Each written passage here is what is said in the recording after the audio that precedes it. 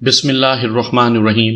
سامعین کرام، آپ سن رہے ہیں صابر حسین راجپوت کی کہانیوں کے سلسلے میں ایک اردو کہانی سگی بہن ستیلی ماں۔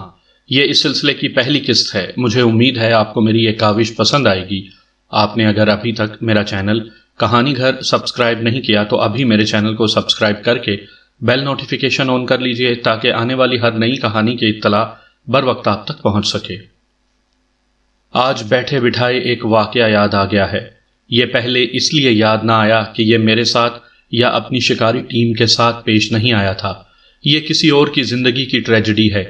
تعلق اس کا بھی کتوں کے ساتھ ہے۔ میری زندگی کے ہر واقعے کا تعلق کتوں کے ساتھ ہے، بالکل ایسے جیسے سیاسی لیڈروں کا تعلق الیکشن کے ساتھ ہوتا ہے۔ انہیں خواب میں بھی پرچیاں، بیلٹ باکس اور پولنگ سٹیشن نظر آتے رہتے ہیں، اور ہم جب جوان تھے تو خواب میں بھی کتے، کیدڑ اور خرگوش دکھائی دیا کرتے تھے۔ یہ واقعہ جو بڑا دردناک حادثہ تھا، یوں ہوا تھا تو ادھر سے ہم نے 2 خرگوشوں کے پیچھے کتے چھوڑے تو وہ کٹی پھٹی زمین، ٹیلوں، مٹی کی قدرتی دیواروں یعنی دندیوں میں ہماری نظروں سے اوجھل ہو گئے۔ میں آپ کو کئی بار سنا چکا ہوں کہ ہمارا علاقہ کیسا ہے۔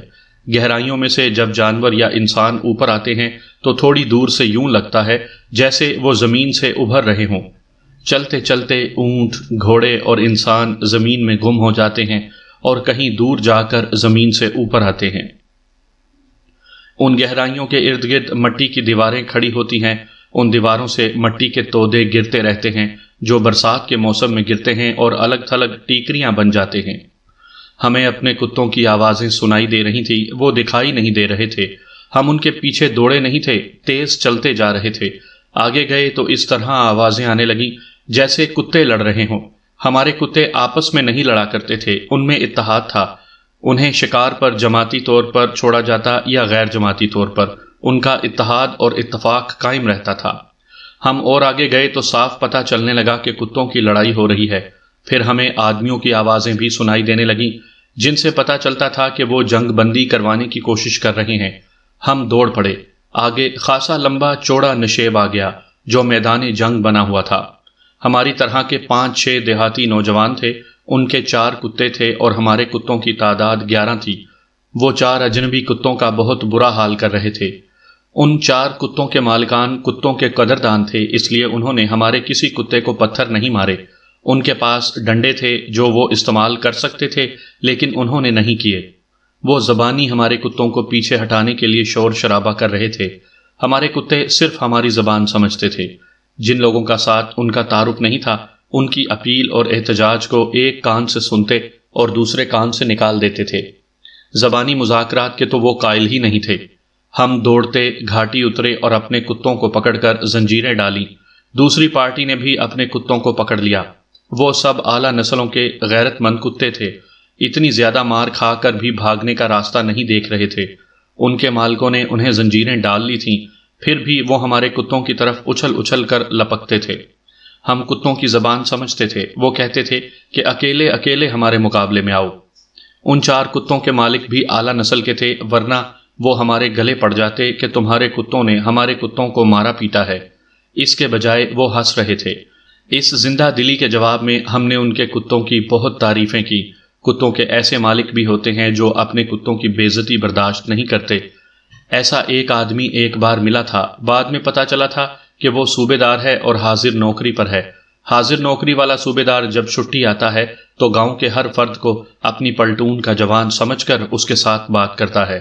ریٹائرڈ صوبے دار بے ضرر ہوتا ہے۔ ایک بار ہم کتوں کے ساتھ جا رہے تھے، آگے ایک پگڈنڈی آ گئی۔ ہم نے اس سے گزر کر آگے جانا تھا۔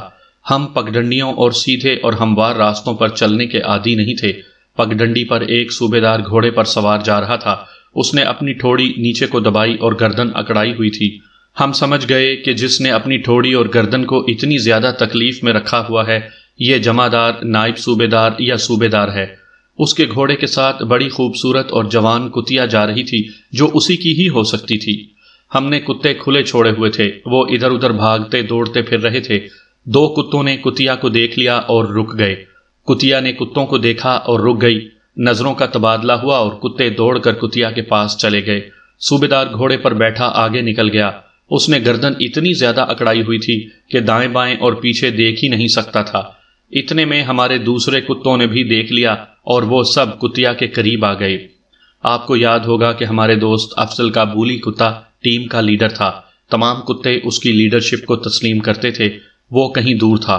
اس نے جب دیکھا کہ کتے ایک کتیا کو گھیرے میں لیے کھڑے ہیں اور دو کتے کتیا کو سونگ سونگ کر اس میں دلچسپی لے رہے ہیں تو بولی نے دور سے ہی کہا، اف۔ کتوں نے اس کی طرف دیکھا۔ بولی دوڑتا ہوا آیا۔ ٹیم میں 2-3 خوش آمدی کتے تھے۔ وہ بولی کو آتا دیکھ کر ایک طرف ہٹ گئے اور دوسرے ایک ایک 2-2 قدم پیچھے ہٹے اور بولی کو دیکھنے لگے۔ بولی نے کتیا کے منہ سے اپنا منہ لگایا، پھر اس نے اپنی ٹیم کے کتوں کو گھورا۔ اسے کتوں کی یہ بدتمیزی اچھی نہیں لگی تھی۔ وہ ڈسپلن کا پابند تھا اور کتوں سے ڈسپلن کی پابندی کرواتا تھا۔ بولی کتیا کی طرف متوجہ ہوا اور ایک اور کتا جو بولی کا نائب تھا آگے بڑھا۔ ادھر صوبے دار کو محسوس ہوا کہ اس کی کتیا اس کے ساتھ نہیں ہے۔ اس نے پیچھے دیکھا، ہمارے 2 کتے اس کی کتیا کے ساتھ نازیبا حرکات کر رہے تھے۔ صوبے دار نے گھوڑا گھمایا اور بڑی تیزی سے ادھر آیا۔ ہم سب ایک درخت کے نیچے بیٹھ گئے تھے۔ ایک تو ہم تماشا دیکھنا چاہتے تھے، دوسرے یہ کہ ہم کتوں کو ذرا تفریح تباہ کا موقع دینا چاہتے تھے۔ یہ خاص طور پر نوٹ کر لیں کہ ہمارے کتوں میں ڈسپلن اور اتحاد کتنا تھا۔ اتنے سارے کتوں کے درمیان ایک کتیا دنگا فساد اور لڑائی مار کٹائی کا باعث بن جایا کرتی ہے۔ کتے کتیا کا موڈ اور اس کی مرضی معلوم کیے بغیر پہلے آپس میں لڑتے ہیں۔ اکثر یوں ہوتا ہے کہ ان کی لڑائی کے دوران کتیا غائب ہو چکی ہوتی ہے۔ ہمارے کتے ایسی بےہودگی اور اوچھے پن کا مظاہرہ نہیں کرتے تھے۔ صوبے دار کی توقع تھی کہ کتے اس کا حکم مانیں گے، لیکن انہوں نے یہ بھی نہ دیکھا کہ انہیں کون منع کر رہا ہے۔ صوبے دار نے اپنی کتیا کو پکارا تو کتیا اس کی طرف چل پڑی۔ اس کے پیچھے کتے بھی چل پڑے۔ اوے لڑکو، صوبے دار نے حکم کے لہجے میں ہمیں کہا، اپنے کتوں کو زنجیریں کیوں نہیں ڈالتے؟ ہم سب بے وقوفوں کی طرح ہنس پڑے۔ دانت مت نکالو، اس نے کہا، میں صوبے دار ہوں، ان کتوں کو پکڑو۔ ہمارے کسی بھی کتے نے اس کی کتیا پر مجرمانہ حملہ نہیں کیا تھا۔ وہ تو ذرا چھیڑ خانی کر رہے تھے، لیکن صوبے دار کی غیرت نے گوارا نہ کیا کہ کوئی غیر کتا اس کی کتیا کے ساتھ بے تکلف ہونے کی کوشش کرے۔ کتیا کے شرم و حجاب کا یہ عالم تھا کہ اس نے دم اپنی ٹانگوں میں دبا رکھی تھی۔ صوبے دار ہم پر برس رہا تھا اور ہم اسے چڑھانے کے لیے ٹس سے مس نہیں ہو رہے تھے۔ وہ کہتا تھا کہ اپنے کتوں کو پکڑو۔ آخر ہم نے کتوں کے پٹوں میں زنجیریں ڈالیں اور کتوں کو وہاں سے ہٹایا۔ صوبے دار گھوڑے پر سوار ہو کر روانہ ہو گیا اور کتیا اس کے پیچھے دوڑ پڑی۔ صوبے دار جی، ہمارے ایک ساتھی نے بلند آواز سے کہا، کتیا کو کپڑے پہنا کر باہر لایا کریں، اس کے سر پر دوپٹہ بھی نہیں ہے۔ صوبے دار نے گھوڑا روکا اور پیچھے مڑ کر بولا، جیسے تم خود کمینے ہو ویسے تمہارے کتے کمین نسل کے ہیں۔ میں نے درمیان میں یہ واقعہ ملا کر بات کو لمبا کر دیا ہے۔ یہ میرا نہیں، یہ بڑھاپے کا قصور ہے۔ اس عمر میں بات مختصر ہوتی ہی نہیں۔ آپ نے ناولوں کی تلخیصیں پڑھی ہوں گی، لیکن میری عمر کے بوڑھے تلخیصوں کے ناول بنا کر سنایا کرتے ہیں۔ بعض بوڑھے کوئی واقعہ سناتے سناتے سو جاتے ہیں اور جب آنکھ کھلتی ہے تو پھر وہی بات شروع کر دیتے ہیں۔ وہ کوئی ضعیف العمر شاعر تھا جس نے کہا تھا، زمانہ بڑے شوق سے سن رہا تھا، ہم ہی سو گئے داستاں کہتے کہتے۔ جس طرح بچوں کی لڑائیوں پر بڑوں کی لڑائیاں ہو جایا کرتی ہیں، اسی طرح کتوں کی لڑائیوں پر ان کے مالک دست و گریباں ہو جایا کرتے تھے۔ ہمارے ساتھ ایسی 1-2 لڑائیاں ہو چکی تھیں، لیکن ان 4 کتوں کے مالک صحیح معنوں میں شکاری اور سپورٹس مین تھے، جنہوں نے ہمارے کتوں کو خندہ پیشانی سے معاف کر دیا اور وہ ہمارے ساتھ کتوں کی اور شکار کی باتیں کرنے لگے۔ ہمارے اور ان کے کتوں کا تصادم اس طرح ہو گیا کہ جن خرگوشوں کے پیچھے ہمارے کتے گئے تھے وہ خرگوش آگے جا کر گہری جگہ اتر گئے تھے۔ ادھر سے ان کے کتے آ رہے تھے۔ یہ پارٹی کہیں ٹیلوں وغیرہ کے پیچھے آ رہی تھی۔ نہ وہ ہمیں نہ ہم انہیں دیکھ سکتے تھے۔ ان 4 کتوں نے ان 2 خرگوشوں کو دیکھا تو انہیں پکڑنے کے لیے دوڑے۔ ان کی بدقسمتی کہ وہ یہ نہ دیکھ سکے کہ یہ 11 کتوں کا شکار ہے جو ان کے پیچھے آ رہے ہیں۔ اس طرح ان کتوں کا تصادم ہو گیا اور خوش قسمت خرگوش نکلے جو بال بال بچ کے نکل گئے۔ اس پارٹی کے لڑکے ہمارے گاؤں سے 20-22 میل دور تحصیل چکوال کے ایک گاؤں کے رہنے والے تھے۔ جس طرح ہم اپنے گاؤں سے دور نکل گئے تھے، اسی طرح وہ بھی اپنے گاؤں سے خاصی دور آ گئے تھے۔ شکار کی باتیں کرتے کرتے انہوں نے بتایا کہ پہاڑیوں کے اندر جو علاقہ ہے اس میں بھیڑیے ہوتے ہیں اور ہڑیال بھی دیکھنے میں آتے ہیں۔ یہ لڑکے کہتے تھے کہ کسی روز اکٹھے چلیں اور بڑا شکار کھیلیں۔ ہم تو ہر وقت تیار رہتے تھے۔ ان کی دعوت فوراً قبول کر لی اور 15-16 دن بعد کا ایک دن مقرر کر لیا گیا۔ یہ پہاڑی سلسلہ ہے جس میں سے آپ پیدل یا سڑک سے راولپنڈی کی طرف سے جہلم کی طرف جاتے ہوئے گزرتے ہیں۔ میں نے اپنی 2-3 کہانیوں میں اس پہاڑی سلسلے کا ذکر کیا ہے۔ یہ بڑا گھنا جنگل ہوا کرتا تھا اور اسے خطرناک علاقہ سمجھا جاتا تھا۔ اب تک اس جنگل کو لوگ اپنے چولہوں اور تندوروں کی نظر کر چکے ہیں۔ اس علاقے میں اب آبادیاں بھی بہت ہو گئی ہیں۔ اب تو وہاں گیدڑوں کے سوا کچھ بھی نہیں رہا۔ ہماری جوانی میں اس علاقے میں بھیڑیے اور خنزیر عام پائے جاتے تھے۔ شیر کی ایک قسم بھی کبھی کبھی نظر آیا کرتی تھی۔ ہڑیال اور ہرن بھی کچھ تعداد میں موجود تھے۔ یہ سلسلہ جنوب کی طرف بہت دور تک چلا جاتا تھا۔ ایک بڑا مشہور اور خوبصورت مقام سکیرا انہی پہاڑیوں میں واقع ہے۔ ہم نے مقررہ دن یہیں ملنے کا پروگرام طے کر لیا اور کچھ دیر گپ شپ لگا کر اور کتوں کو ایک دوسرے سے متعارف کروا کے وہ اپنے گاؤں چلے گئے اور ہم واپس آ گئے۔ ہمارا ارادہ یہ تھا کہ 2-3 روز بعد ہی شکار پر چلیں، لیکن اس پارٹی کے 2 لڑکے اپنی کوئی مجبوری بتا رہے تھے۔ انہوں نے 3-4 دنوں کے لیے کہیں باہر جانا تھا۔ 10-12 دن گزر گئے۔ ہم بےتابی سے شکار کے دن کا انتظار کر رہے تھے کہ دوسری پارٹی کے گاؤں کا ایک لڑکا گھوڑی پر سوار ہمارے گاؤں میں آیا۔ اسے دیکھ کر ہم بہت خوش ہوئے۔ ہمارا خیال تھا کہ وہ یہ کہنے آیا ہے کہ کل ہی شکار پر چلیں گے، لیکن ایسے پتہ چلتا تھا کہ جیسے وہ ہمیں دیکھ کر خوش نہیں ہوا، اس کے چہرے پر پریشانی اور اداسی تھی۔ میں اسے اپنے گھر لے آیا اور میرے دوست بھی وہیں آ گئے۔ ہمارے پاس ہی آئے ہو یا کہیں اور جا رہے ہو؟ میں نے اس سے پوچھا۔ خیریت تو ہے، تم کچھ پریشان سے نظر آتے ہو۔ بہت بری خبر لایا ہوں، اس نے کہا۔ میں تمہارے پاس ہی آیا ہوں، تم لوگ اب شکار کے لیے نہ آنا۔ کیوں، کیا ہوا؟ اس نے اپنے ایک دوست کا نام لے کر کہا کہ اس کے ساتھ بہت بڑا حادثہ ہو گیا ہے۔ اس نے سارا واقعہ سنایا۔ یہ لڑکا اتنی دور سے ہمیں بتانے آیا تھا کہ ہم اس جگہ نہ آئیں جہاں ہم نے ملنے کا وعدہ کیا تھا۔ اس سے آپ اندازہ کر سکتے ہیں کہ یہ اچھے خاندان کے لڑکے تھے، ورنہ دیہات میں اور خصوصاً اس وقت جب تعلیم کا نام و نشان بھی نہ تھا، کون اتنے اخلاق کا مظاہرہ کرتا تھا؟ اس نے جو واقعہ سنایا وہ میں آپ کو اپنے الفاظ میں سنا دیتا ہوں۔ جس لڑکے کا یہ واقعہ ہے اس کا میں اصل نام نہیں لکھوں گا، اس کا فرضی نام اسلم لکھوں گا۔ آج بھی وہ خاندان آباد ہے، میں ان کی نشاندہی نہیں کرنا چاہتا۔ جس روز یہ لڑکے ہمیں اتفاقیہ مل گئے تھے، اس سے 3-4 روز بعد کا واقعہ ہے کہ اسلم کسی دور کے دوسرے گاؤں گیا۔ اس کا یہ دوست اور ایک دوست اور اس کے ساتھ گئے۔ اس زمانے میں سفر پیدل یا گھوڑوں پر کیا جاتا تھا، اس لیے اکثر دوست سفر میں ایک دوسرے کا ساتھ دیتے تھے۔ ہم نے جب شکار کا پروگرام طے کیا تھا تو انہوں نے اسی وجہ سے 15-16 دن بعد کا دن مقرر کیا تھا کہ انہوں نے کہیں باہر جانا تھا۔ 2 روز بعد اسلم اپنے دوستوں کے ساتھ واپس اپنے گاؤں آ رہا تھا۔ وہ اپنے گاؤں سے 8-10 میل دور تھا جب صبح طلوع ہوئی۔ سفر پر جانے والے صبح کاذب کے وقت نکل پڑتے تھے تاکہ زیادہ تر سفر دھوپ نکلنے سے پہلے طے ہو جائے۔ وہ جس علاقے میں سے گزر رہے تھے وہ زیادہ کٹا پھٹا اور دشوار گزار تھا۔ وہ ایک اونچی جگہ سے گزر رہے تھے۔ نیچے ایک برساتی نالا گزرتا تھا جو خاصا نیچے تھا اور اس کا یہ کنارہ قلعے کی دیوار کی طرح سیدھا اور اونچا تھا۔ نالے میں بہت تھوڑا پانی صرف ایک کنارے کے ساتھ ساتھ بہہ رہا تھا۔ اسلم کا کتا اس کے ساتھ تھا۔ یہ بل ٹیریئر اور بل ڈاگ کی ملی جلی نسل کا تھا، اس لیے اس میں دونوں نسلوں کی صفات پائی جاتی تھی۔ صحیح معنوں میں خونخوار کتا تھا۔ اسلم اپنے دوستوں کے ساتھ پیدل آ رہا تھا اور اس نے کتا کھلا چھوڑ رکھا تھا۔ تینوں دوست آپس میں گپ شپ لگاتے ہوئے آ رہے تھے۔ کتے کی طرف ان کا دھیان ہی نہیں تھا۔ وہ برساتی نالے کے بلند کنارے کے عین اوپر آئے تو انہیں اپنے کتے کے غرانے کی آوازیں آئیں جن کی طرف انہوں نے توجہ نہ دی۔ پھر کتے کی آوازیں ختم ہو گئیں اور کچھ دیر بعد کتا ذرا بلند آواز سے غرایا اور بھونکا بھی۔ یہ آوازیں کچھ دور کی تھیں۔ اسلم کے ایک دوست کی نظر نیچے نالے میں پڑی۔ میں آپ کو یہ بھی بتا دوں کہ جس طرف یہ لڑکے تھے وہ کنارہ بہت اونچا تھا، جیسے وہ 3 منزلہ مکان کی چھت پر کھڑے ہوں۔ نیچے نالا تھا جسے ہماری زبان میں کس کہتے ہیں، دوسرا کنارہ تھا ہی نہیں۔ اس طرف ویران اور بنجر علاقہ تھا، وہیں سے یہ نالا مڑتا تھا۔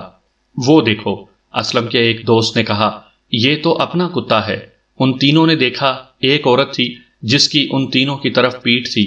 اس سے تھوڑی دور ایک آدمی دوڑا جا رہا تھا اور اسلم کا کتا اس آدمی پر حملے کر رہا تھا۔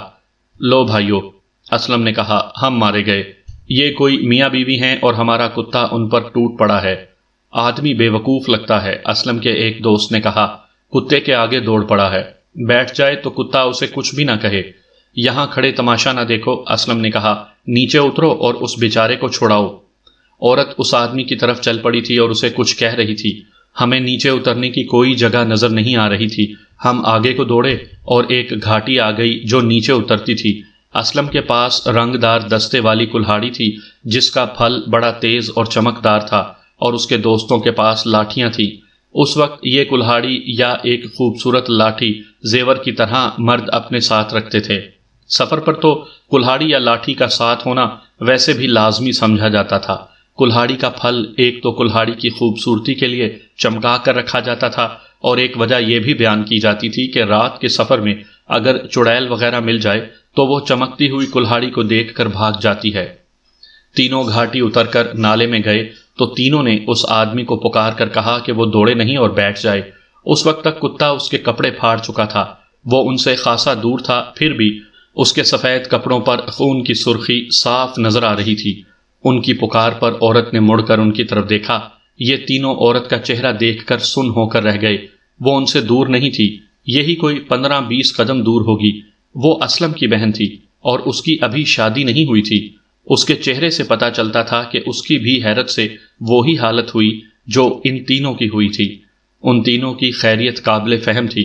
اسلم کی بہن اپنے گاؤں سے 8-10 میل دور صبح کے وقت اس ویرانے میں کس طرح آ گئی تھی، پوچھنے کی ضرورت نہیں تھی، وہ اس آدمی کے ساتھ آئی تھی۔ اسلم بڑی تیزی سے اس تک پہنچا، اس کے دونوں دوست اس کے پیچھے گئے۔ ان دوستوں نے یہ سنا کہ اسلم اپنی بہن سے پوچھ رہا تھا کہ وہ یہاں کیا کر رہی ہے، اور بہن نے بڑی دلیری سے کہا کہ وہ اس آدمی کے ساتھ رات کو گھر سے نکلی تھی۔ اسلم نے کچھ نہ کہا، اس نے کلہاڑی گھمائی اور اپنی بہن کے سر پر مار دی۔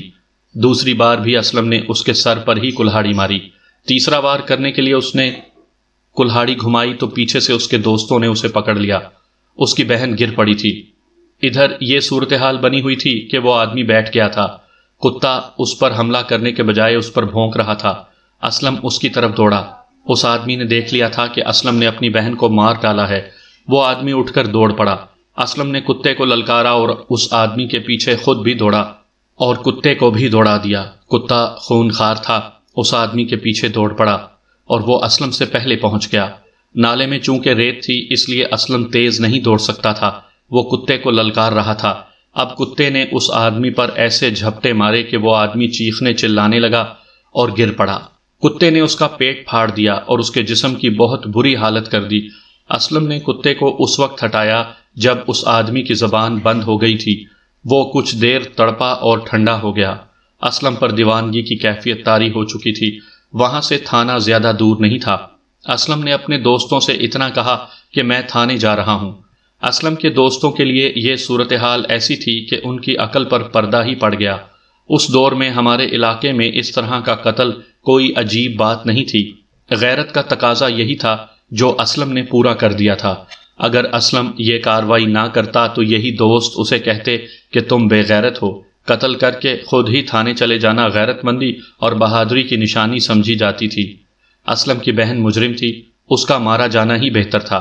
اگر اسلم اسے چھوڑ دیتا تو اس کا باپ اسے قتل کر دیتا، لیکن وہ ان کے ایک دوست کی بہن تھی اور وہ دیکھ رہے تھے کہ ابھی زندہ ہے اور اسلم جا چکا ہے۔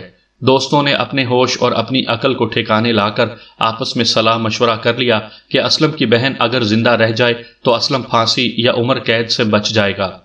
اس نالے کے اونچے کنارے کے ساتھ ساتھ تھوڑا سا پانی بہہ رہا تھا۔ یہ جگہ پتھریلی تھی، اس لیے پانی صاف تھا۔ ان نوجوان لڑکوں نے چلوؤں میں پانی بھر بھر کر لڑکی کے منہ میں ڈالا، پانی اس کے حلق سے اترتا رہا۔ انہوں نے لڑکی کے سر کے زخم دیکھے، گھنے بالوں میں پتہ نہیں چلتا تھا کہ زخم گہرے ہیں یا نہیں، کھوپڑی ٹوٹی ہے یا نہیں۔ انہوں نے 2 جگہوں سے خون نکلتا دیکھا۔ لڑکی کا دوپٹہ پھاڑ کر تہہ کیا اور 2 پیڈ بنائے، یہ زخموں پر رکھے اور ان پر دوپٹہ باندھ دیا۔ وہ لڑکی کو اٹھا کر کہیں لے جا نہیں سکتے تھے کیونکہ پولیس نے آ کر موقع دیکھنا تھا۔ موسم گرم نہیں تھا، ٹھنڈا موسم شروع ہو گیا تھا۔ اسلم کا کتا وہاں نہیں تھا، وہ اسلم کے ساتھ چلا گیا تھا۔ اس آدمی کو ان لڑکوں نے دیکھا اس کے سفید کپڑوں کا رنگ گہرا سرخ ہو گیا تھا، کپڑے تار تار ہو گئے تھے، کتے نے پیٹ میں پنجے بھی مارے تھے اور دانت بھی پیٹ پھٹا ہوا دکھائی دے رہا تھا۔ اسلم کا یہ دوست ہمیں سناتا تھا کہ اس آدمی کی تو کھال ہی کتے نے ادھیڑ ڈالی تھی۔ تھانے دار موقع پر فوراً پہنچ گیا، لیکن یہ فوراً 1 گھنٹے کے برابر تھا۔ یہ نہ سمجھیں کہ تھانے دار نے اسلم کو ٹالا ہوگا، وہ تو آلۂ قتل کے ساتھ تھانے گیا تھا، اس نے اقبال جرم کرنا تھا۔ تھانے دار نے اسے یہ نہیں کہا ہوگا کہ اتنے 1000 نکالو، اقبال جرم نہ کرو، میں تمہیں بچا لوں گا وغیرہ وغیرہ۔ وہ تو فوراً اس کے ساتھ چل پڑا تھا۔ فاصلہ ذرا زیادہ تھا، پھر اسلم کے وہاں پہنچنے اور تھانے دار کے آنے میں 1 گھنٹہ تو لگنا ہی تھا۔ اسلم کی بہن ابھی زندہ تھی۔ تھانے دار نے اس کے سر کے زخموں پر بندھا ہوا دوپٹہ کھولا نہیں۔ قریب ہی ایک گاؤں تھا، وہاں سے تھانے دار نے 2 چارپائیاں اور آدمی بلائے، ایک پر اسلم کی بہن کو اور دوسری چارپائی پر کتے کے مارے ہوئے آدمی کی لاش رکھوائی اور انہیں سول ہسپتال گوجر خان کو روانہ کر دیا۔ قریب ترین سرکاری ہسپتال یہی تھا جہاں لاش کا پوسٹ مارٹم اور لڑکی کی مرہم پٹی ہو سکتی تھی۔ وہاں سے اس ہسپتال کا فاصلہ کم و بیش 20 میل تھا، شارٹ کٹ 16-17 میل ہو جاتا تھا۔ چارپائیاں آدمیوں نے پیدل لے جانی تھی۔ اسلم کو گرفتار کر لیا گیا تھا، کتے کو بھی تھانے میں بند کر لیا گیا۔ اسلم نے کلہاڑی تھانے دار کے حوالے کر کے پورا بیان دیا تھا کہ اس نے اپنی سگی بہن کو قتل کر دیا ہے۔ اس واقعے کے 7-8 روز بعد اسلم کا یہ دوست ہمارے پاس آیا تھا۔ اس نے بتایا کہ اسلم نے مجسٹریٹ کو بھی اقبالی بیان دے دیا تھا، اس لیے اسے جیل کی حوالات میں بھیج دیا گیا تھا۔ یہ اس قسم کا کیس اور اس قسم کا قتل نہیں تھا جس کی تفتیش اور سراغ رسانی میرے بھائی احمد یار خان اور محبوب عالم صاحبان کیا کرتے تھے۔ اس کیس میں تھانے دار نے اسلم کو بہت بڑا انعام دیا تھا۔ اسلم نے تھانے دار کو بتایا تھا کہ جس آدمی کے ساتھ اس کی بہن جا رہی تھی اسے اس نے اپنے کتے سے مروایا ہے۔ تھانے دار اعلیٰ نسل کا مسلمان تھا، اس نے دیکھا ہوگا کہ ایک نوجوان نے غیرت مندی میں اپنی بہن کو قتل کیا ہے تو دوسرا قتل اس کے کھاتے میں نہ ڈالا جائے۔ چنانچہ اس نے اسلم سے کہا کہ وہ اپنے بیان میں یہ نہ کہے کہ اس نے اس آدمی کو کتے سے مروایا ہے، بلکہ یہ کہے کہ یہ آدمی دوڑ پڑا تھا، اس نے کتے کو پتھر مارا تھا اور کتا اس کے پیچھے گیا اور اسے پکڑ کر اس کو چیر پھاڑ دیا۔ معجزہ یہ ہوا کہ اسلم کی بہن موت کے منہ سے نکل آئی اور ہوش میں آ گئی۔ یہ اس سے 1 روز پہلے کی بات تھی، جس روز اسلم کا دوست ہمارے گاؤں میں آیا تھا۔ لڑکی بیان دینے کے قابل ہو گئی تھی، تھانے دار بیان لینے گیا۔ اس نے لڑکی سے پہلا سوال یہ پوچھا کہ اسے کس نے مارا ہے۔ اس نے جواب دیا کہ اسے معلوم نہیں۔ اسے کہا گیا کہ اسے اپنے بھائی نے مارا ہے، لیکن وہ اسی بیان پر قائم رہی کہ اسے معلوم نہیں، اور یہ کہ اس نے اپنے بھائی کو وہاں نہیں دیکھا۔ اسلم کے اس دوست کو یہاں تک کی باتوں کا علم تھا، وہ ہمیں سنا کر چلا گیا۔ ہم دوستوں نے آپس میں بات کی کہ اسلم کے گاؤں جانا ہمارے لیے ضروری ہو گیا ہے۔